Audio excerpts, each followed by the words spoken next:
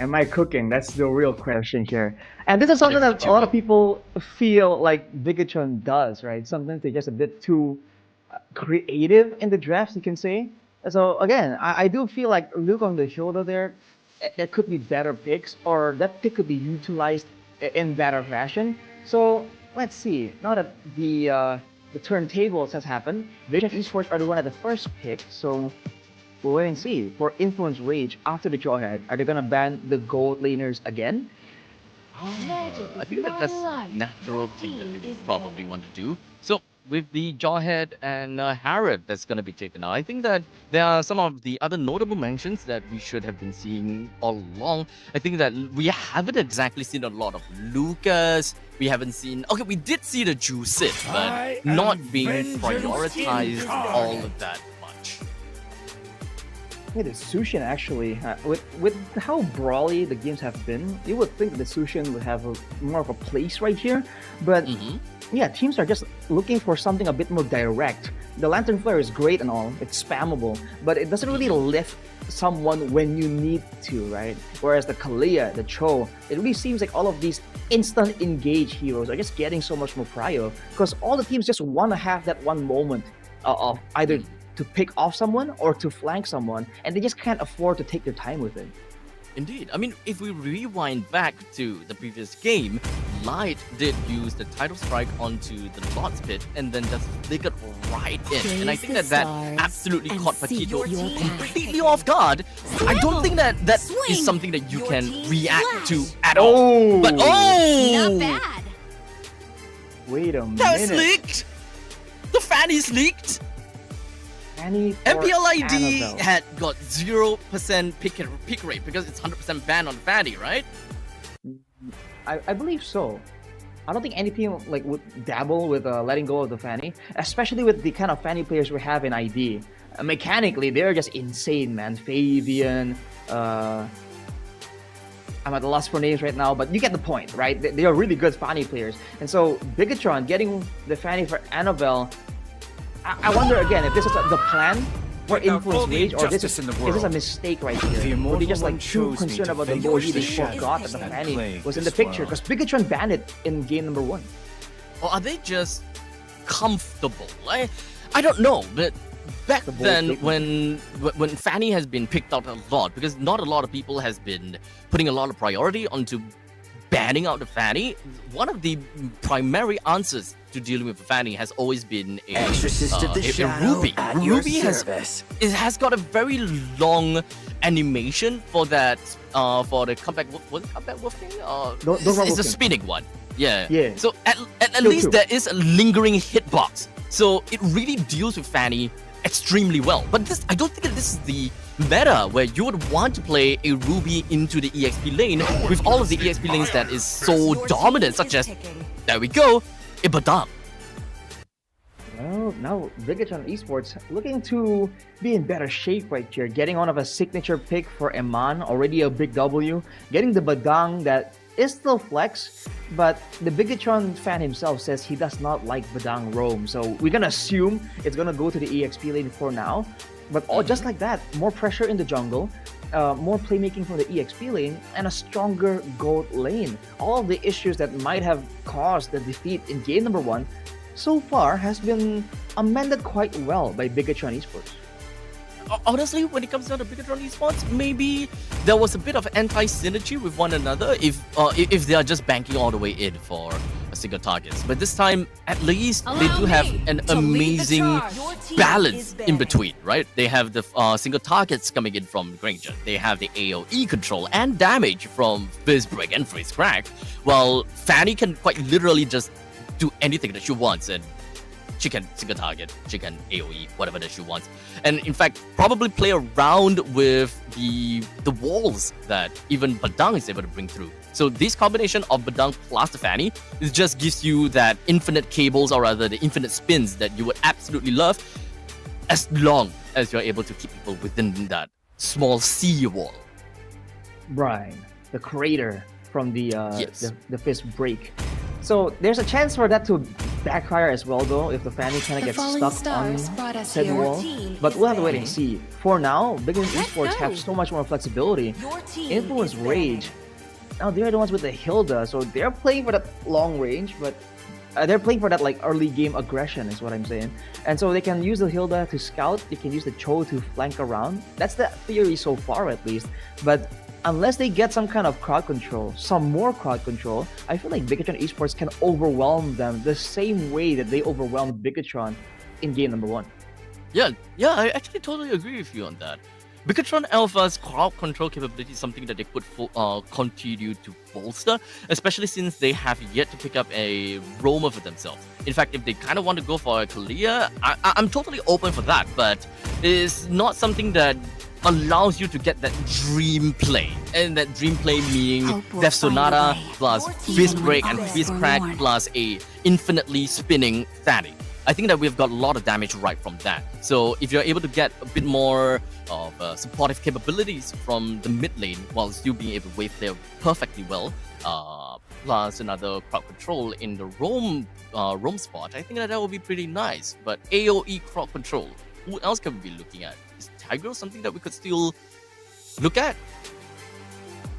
Tigreal. I think Tigreal can work depending on what they want to do right here. I was just focusing more on Influence Rage and their bans for the mid lane. I mean, that's a lot of bans to use for the mid lane. And, you know, Moreno is Magic kind of well known, flows as right? He freely was as the the PH wind. mukbanger. But he hasn't really been Aurora? showing anything too crazy. So I feel like that's a lot of respect to be giving to Bigetron Esports. Now, of course, after looking at Influence Rage very specific ban onto Novaria, I would like to believe. I would like to imagine what exactly are they going for, right? They probably want to play something more on the conceal style. They want to be surprising on that aspect. They do not want to give a free vision control over to the sort of Bigetron Alpha. So there must be something that they are looking out for. Mage as well as Gold Lane. I think Claude could still be something that they're looking out for, since Novaria definitely will kind of call out where the Claude could possibly be and hiding. When you Right, they gaze wanna. into They're the concerned abyss, about the long range, you know, the split push style, the high escape of the Claude. That could be a thing, but and Selena, out of nowhere. In theory, the Selena now has so much more mid control, but again, I think I've spoken about this to Lapel earlier. There's just so many things that have to go right for the Selena to Oh. have to be very effective. And live Bigetron is to going for the trick the Faramis, Reaper. taking away the counter to the glue technically, and now it's just a full-on brawl comp. Is that necessary though? Taking away that counter for the glue? The Selena has already been picked out. They don't have a gold lane. They don't have to force the Faramis. So the only answer that Bigetron Alpha is looking for is they are hands down just playing into the Ghost Bursters. That's number one. And number two, more survivability, understandably. Whenever you're looking at the Faramis, you want to survive. You want to be very committal with whatever that you're going for. And especially since most of these heroes from Bigetron Alpha, they are very close range. So as long as Faramis is able to keep up with all of these heroes, Cosmic their blaze one will lineup, I think never that they're be pretty okay. extinguished.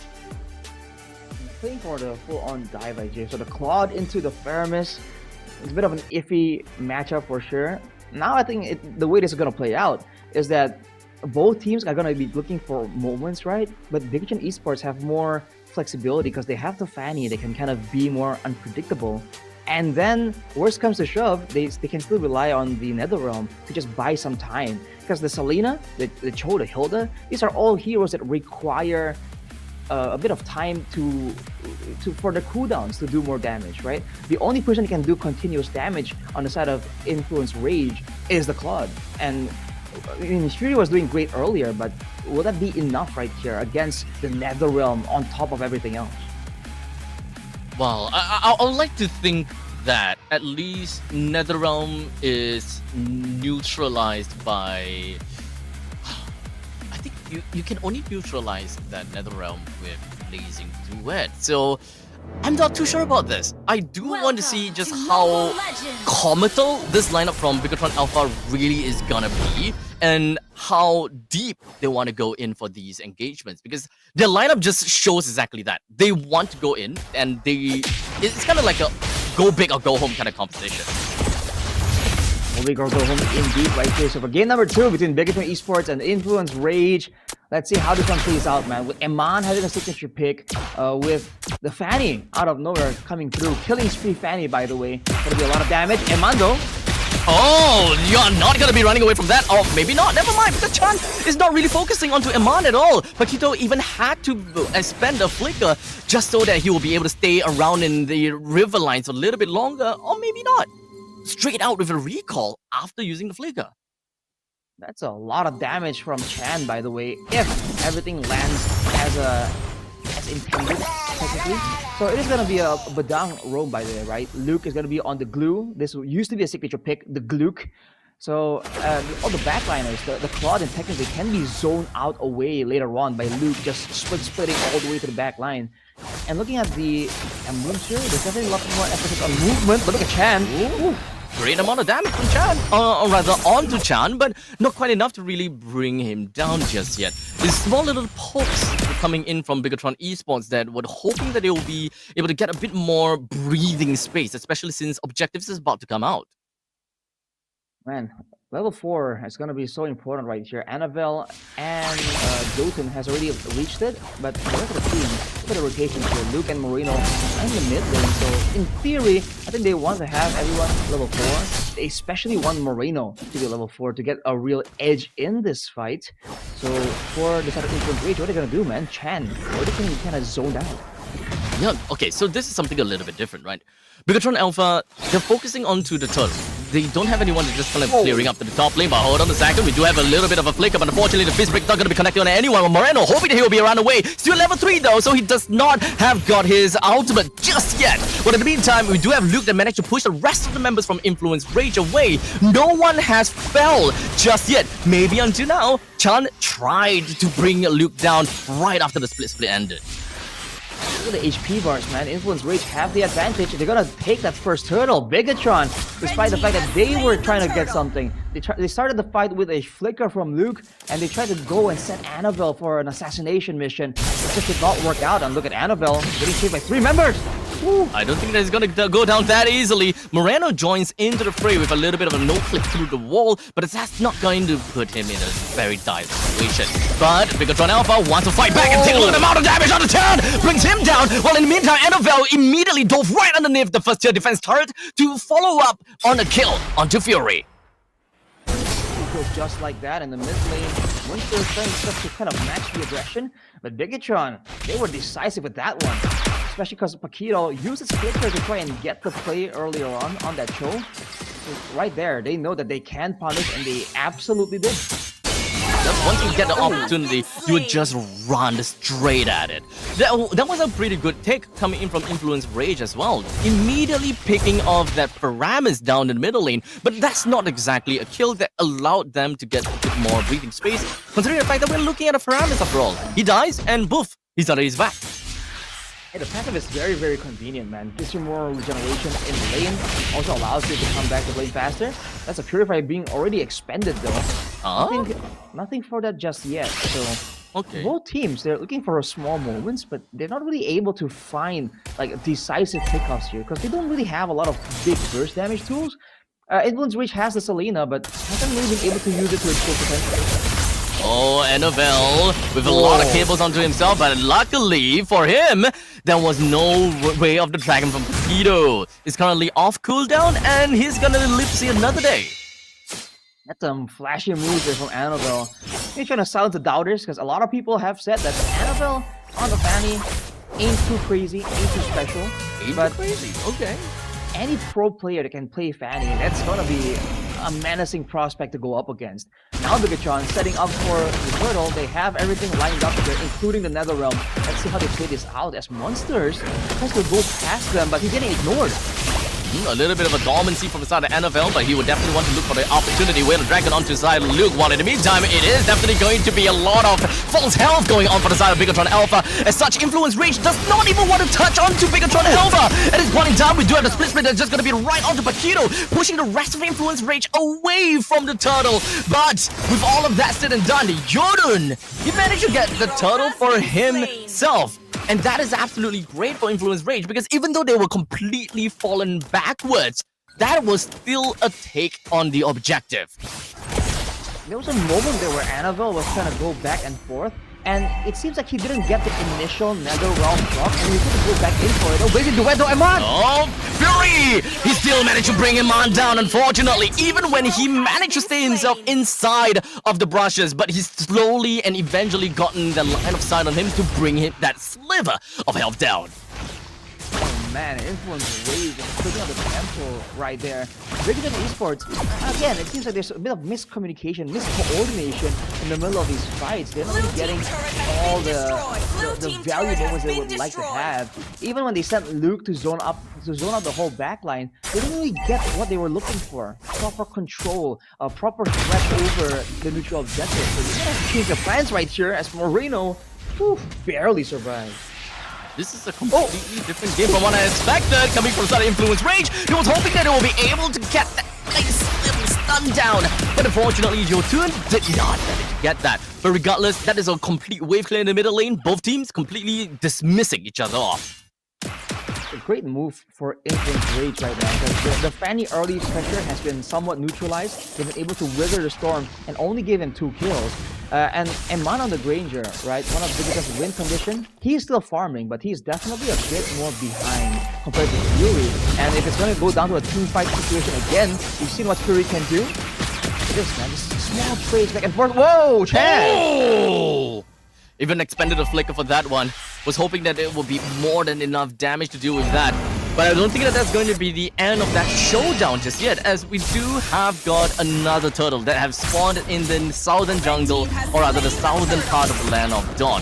As such, Fury takes down the turtle, and now the rest of Influence Rage is looking to get a cop-out against Bigetron Alpha. As such, Annabelle was hoping to just jump right in. Does it enough projectiles? Not enough, unfortunately. But on the meantime, the main team fight, we do have a chance that manages to bring to get him taken down. Paquito's next one on the chopping block, as now Bigetron Alpha finally finds a way to chink in the armors of Influence Rage, and now they have a chance to fight back.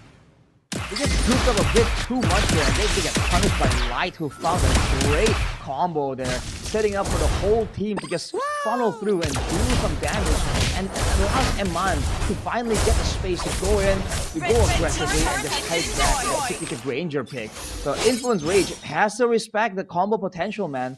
Big team fight is exactly what Bigetron Esports are looking for in this point.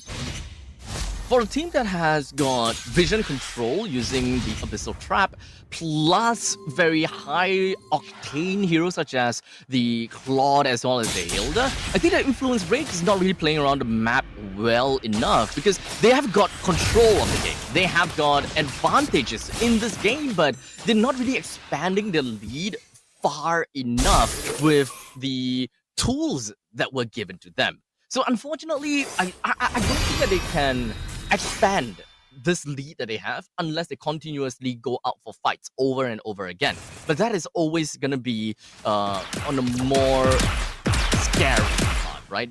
You are technically gambling for a battle and hoping that you would win when playing around the map, and playing macro will always guarantee you something a little bit better as long as you make very sound decisions with the Abyssal Trap that out.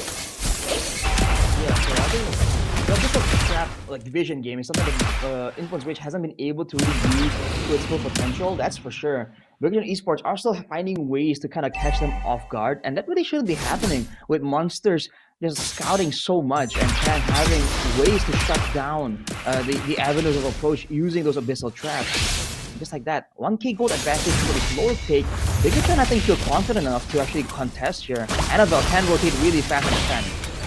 They even have information. They have even managed to bait out Paquito. Oh! There we go! Light going over the freeze crack, and that is more than enough to push Makito all the way away. And now when it comes down to the rest of the abilities from the side of Bigetron Alpha, they are just going to be putting themselves back a little bit more, pushing monsters right within of themselves, while Luke all the way in the backside. That is a 1-1 trade, at least when it comes down to EXP laners. But Chan went in a little bit too far in. He was really hoping to get a kill down on Iman, but was not able to touch his hair. But never mind, Jotun! He came in, and he's a slippery, sly little fox. While Paquito joined back in with the Winter Dragon right underneath of the tier 1 turret, hoping they would be able to get a kill down on the light and get himself an immediate ace. But that wasn't quite enough. At least, though, he managed to get down the tier 1 turret. And Bigetron even hasn't recovered from that as well. The Lord is on the bottom side, unescorted. Influence Rage can take this opportunity to kind of clear this out. And just like that, after getting a great moment there where they're able to get that Lord in exchange for Annabelle, they were fighting out there. Let's take a look at the replay here. They were fighting here, right? With light engaged on. And because the dive comes through, look at Annabelle. Ignoring everything, eyes on the Lord. Gets it. And afterwards, it's a great fight back from Bigetron Esports. They sacrificed Luke in the progress. They were able to get the kill on Monsters. They're gonna get Chan here in a second as well. But afterwards, they just did not respect Influence Rage. They walked up to the pellet and immediately Jotun jumped on it. He saw that opportunity, got a multi-push and stun. And that was it, man. The Lord immediately neutralized by Influence Rage. There was definitely a bit small little miscalculations coming in from both Bigetron Alpha and Influence Rage themselves, which kind of put them in very dire spots, right? It's supposed to be great, like especially for Chan. He calculated and thought that, okay, I can clip through this wall, but unfortunately the distance is just shy of that little bit. And furthermore, we also do have Fury that used his Blazing Duet a little bit more as a disengaged kind of thing, as though he wants to push the rest of the members from Bigetron Alpha away, because his main front lines got caught in that Fist Break plus Fish Crack combination. So if not now, then when? Because you can't expect to kind of hold back that Blazing Duet while the front line is dead. That's not what you want. But in the meantime, that's why we're going to be looking at yet another engagement. Paquito just managed to find a hit down on the line. But unfortunately, there's no follow-up from the rest of Influence Rage, allowing Iman to actually pick up that kill. Annabelle joins in the frame once again, hoping to catch a kill down on Monsters, but all the way up north. Influence Rage managed to pick one out of Bigetron Alpha, caught up onto Luke, and perhaps even him within of their breath. I saw that Bigetron Esports are gonna maybe sacrifice Luke the same way, but they threw in light there for good measure. Now with two of the frontliners down, Influence Rage has a window here to kind of force Bigetron Esports into a fight or into a 50-50. And I feel like they should and they can. They have tools available for it. So Bigetron, you're gonna have to go and make a risky play right here or concede. Things that they might want to catch out, but Jordan is the one that's managed to get out the Lord. But unfortunately, the massive amount of damage coming in from Fury eventually melted down Annabelle before he could even manage to do anything at all. Annabelle going for the 50-50 there. This wasn't available, and not to mention against the Suyo, right? The max missing HP advantage there. That's why the Suyo is just so good at securing the crucial objectives. Bigetron now with the Granger as their only long-distance sieging tool, you're gonna have to deal with this with the second Lord, and we have to see what the idea is. If they want to go for a zone, I feel like they have to ration it, right? If they want to send Luke, and keep light in the back, because Eman and Moreno are getting pressured, man. Chan and Monsters are diving in really, really deep, and technically they have more damage. You know, the Selena and the Hilda can do more damage than the Glue and the Badang.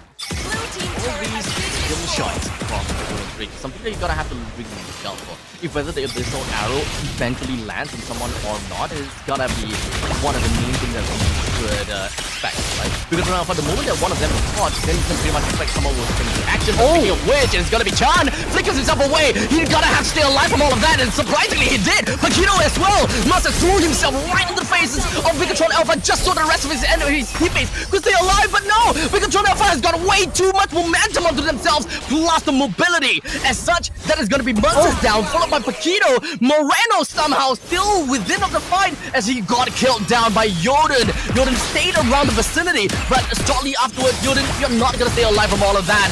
3 of Bigetron Alpha will now jump themselves and collapse onto you. And let's not forget, we're talking about a Faramis. He's back already. Man, the front to back play for Bigetron Esports right there. To get the pick off initially onto Chan, or at least they tried to go on Chan. Luke even expended the flicker there, and just like that, Influence Rage can do well when they are moving forward, when they are the aggressors, but on the back foot, they just don't have the same kind of staying power. And Bigetron Esports are able to actually exploit that, but look at this. Whoa! Huh? That's a kick! That's a kick! But okay. there's no one around to follow up as such. I guess that is information. Maybe I'm not too sure about the objective of that kick though. I mean, yeah, low cooldowns, but Bigetron Alpha could very potentially just come in and they can take a lot of control of the map now just because of the fact that they know that they wouldn't be punished by the Royal Dragon anymore for the next 20 seconds. Especially on the top side of being contested like this, you can see Monsters already being in the way, trying to just zone and get information. The top lane needs to be cleared up by Bigetron Esports, and it's pushing all the way to the base turret. So if they can clear it now, though, the wave is gonna be equal, but it's gonna meet on the side of Bigetron. Yoden stole the purple buff away from the Fatty. The Fatty is unplayable now. And we are looking at a 16 minutes game and the Lord is available. So let's be honest here, Annabelle is gonna have a really tough time trying to take this Lord away. Number one, he doesn't have the purple buff. And number two, you're going up against a Suyo. Suyo is a beast when it comes down to taking down objectives. So Bigetron Alpha, are they gonna concede this? You can see they're sticking around, they're using Eman to try and get info to try and poke them down, but need to be careful. There's a bit too far in the front. Ooh, Lakers from everyone! Yep, and that is gonna be Fury. It's just gonna be going right in on the backlines. But wait, what was that? As Fury flickers backwards a little bit more. As such, he has wasted like 2 seconds of his blazing duet. Didn't really do too much from Bigetron Alpha unless that was more of a flicker to get himself away from someone. We gotta have to get a closer look at what that flicker actually is. But regardless, it is still a pretty good game plan from Influence Rage because they gotten the Lord and that is all they needed. Take the Lord and then retreat. We do not need to go to ham. Bigetron Esports were the one who tried to extend that fight even longer. They could have damaged their chance, getting chunked down by Eman. So the Granger is definitely online with the stacks he got. I believe it was 20 earlier on. Now with the 4 kills, probably closer to 50, 60? My math isn't all that good, but Influence Rage, I'm gonna find something more here. I'm not sure whether they will be able to find anything. It does manage to see like a good stun on the Annabelle. Quickly close himself right all the way back. Takes the front lines, but take a look at all the way the back lines. Paquito was hoping that he'll be able to do a little bit more, but he's completely ignored by the rest of the members for the side of Bigetron Alpha. Chan gets himself all the way backwards. While in the meantime, Paquito slips his life away, but he does have immortality though, so he will be right back to the game. The Death Sonata didn't manage to touch him, but not quite enough to bring him down just yet. The 2 members down for the side of Bigetron Alpha, the rest of the members from the side of Bigetron Alpha will just want to continue onwards a little bit more. The split is connected down the monsters, brings him all the way back with the fist break and fist crack, just connecting down the monsters, bringing him down almost immediately for a 2-for-2 trade. That was a long fight. That was an important fight as well. One single mistake and that would have been it for Bigetron Esports. But despite the fact that Eman got caught by Paquito, he was able to find him with the G-Kudo Way of the Dragon. But afterwards, he switched items immediately and he was able to stay alive. 71 stacks on the Skypiercer, 950 stacks basically on his passive. That's a lot of damage. That's a lot of stacks, man. This is only 19 minutes, and Eman has somehow been able to stack it in a ridiculous fashion. Honestly, Influence Rage, they made that decisive play right there. If it worked out, they would have won most likely, but it didn't, and that's that they're showing that they're willing to go for the risky moves to get that big reward. And not to forget, they are also not too afraid of bringing the game all the way to the end game, right? 20 plus minutes. In fact, it's not even 2 minutes, 30 seconds. They already have got an advantage in the middle lane as a natural pushing lane with all these mega creeps. So they're pretty okay. They're pretty fine. Top lane and the bottom lane will eventually get their way in as long as they get the Lord once again, which will be respawning in 15 seconds. Influence Rage have got all the tools in their utility belt, and all they gotta have to do is just wait for the middle lane to eventually push in, wait for someone to deal with the problem in the middle lane, and then tackle all the way. Wait a minute. Oh, there we go. Oh, wait, Flicker, as well as the Whale Dragon did manage to connect, but it did not manage to get the execution in. I admire that take, but unfortunately, this might be the downfall for Influence Rage. Fortunately, Light did not catch them, so they're A-okay. Okay, both teams trade places there. Bigetron sends the whole cavalry to the bottom side, and now it's back to the waiting game. But that's a lot of resources used up by Influence Rage to try and get Annabelle. It's so weird that he got hit by 2 stuns, but he kind of moved while he was being stunned. This is the Fanny for you. Look at this, Paquito once again trying to be a nuisance. They know they cannot allow Bigetron Esports to go for a proper front to back. That is their win condition. So Influence Rage is trying to make it messy, make it confusing. Oh, tough spot, but Paquito did manage to catch one person, and that is going to be live. He went straight in for the fist crack, but not quite enough to do any damage or control at all. He's gonna go straight down. Fury did manage to find a pretty decent Whale Dragon. Did find a very good blazing do it, but all in all, Influence Rage manages to take 2 person down, while Ivan really gonna have to back all the way off. He does have immortality though, but Influence Rage realizes, you know what? We don't have to push this anymore. We do have the Lord that we gotta have to focus on, and this is definitely something that that Influence Rage will have got for free. Oh boy, Influence Rage, they're doing a great job playing for Fury. If you look at it, Fury is the only one that's really a big threat for Bigetron Esports. And because of that, it should be easy to deal with Influence Rage. Just shut down Fury. But the fact that they're able to find windows to try and find setups that allow Fury to just be so aggressive and do so much damage. They fought in the jungle there. They started off with Light getting kicked off with the Whale Dragon, and he was hitting him from behind the wall. It's gonna be a duel here though. Hang on a second. I do think that Annabelle will be able to get away with this, no problem. But what was that, Paquito? He did hit the Whale Dragon though, but not quite enough for any form of follow-up whatsoever. But now let's remember that Monsters just picked up quite a bit of a deal, or rather quite a bit of item, which is a player that has to see. That would be the surprise factor of what a healer is capable of bringing into this upcoming team fight. The bottom lane wave unfortunately has been completely melted down. The next one is going to be up all the way up to the top lane. Fury brings down the inhibitor turret whilst being taken down with a lot of damage. But unfortunately, Monsters threw himself right into the fray just so that the rest of his members from Influence Rage will be able to get away all fine and dandy. Annabelle was on the hunt though, but he will not risk it just yet. That's a base card taken for Bigetron Esports, from Bigetron Esports, but fortunately it's on the side of the Lord. So you have to remember, the macro game isn't all worst case scenario. Influence Rage though, again, they just know exactly what they're going to go for, so they're doing the trade-offs really, really well. Like, we can trade Monster's Life for a base turret. We can trade Paquito for Eman. So it seems like they have all the calculations down. Look at that stun though. Oh, 3-man knockup with Jikundo! While continuing forward, Light was hoping they will be able to do a little bit more when it comes down to the water, and everyone else on the side of Bigetron Alpha is just going to be pushing themselves right into Influence Rage. But unfortunately, quite a bit of immortality just going to be bringing them right back into the team fight, as now the only one that's taken down was Yodun, but Monsters were taken down a little bit while before. That's a bold move by Influence Rage. They went on for a full-on team fight when they're 1 man down. We started that fight without Monsters, and it seemed like it was kind of close though. So Bigetron Esports had to be a bit careful about that. And Fury maybe want to be a bit more tentative with the Winter Crowns, because he's been going in for this Blazing Duet Winter Crown combo. But at the same time, some of these fights, Bigetron Esports are focusing on other members, not him. So at this point, right, every single item, every single skill usage needs to be calculated. But what is this fight? What are we looking at?